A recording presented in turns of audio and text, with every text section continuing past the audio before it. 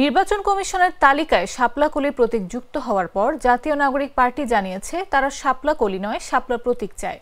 বৃহস্পতিবার ইসির প্রতীকের তালিকায় শাপলা কলি যুক্ত হওয়ার পর একথা জানান এনসিপির কেন্দ্রীয় যুগ্ম সদস্য সচিব অ্যাডভোকেট জহিরুল ইসলাম মুসা। তিনি বলেন, আমরা শাপলা কলি নয় শাপলা প্রতীক চাই।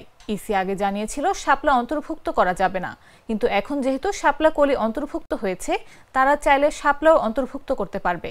আমরা কলি নয় শাপলা ছাড়া অন্য কোনো বিকল্প বিবেচনা করছি না। এর আগে দুপুরে তালিকায় শাপলা কলি প্রতীক যুক্ত করে প্রজ্ঞাপন জারি করে ইসি। কমিশনের সিনিয়র সচিব আক্তার আহমেদ এ প্রজ্ঞাপন জারি করেন।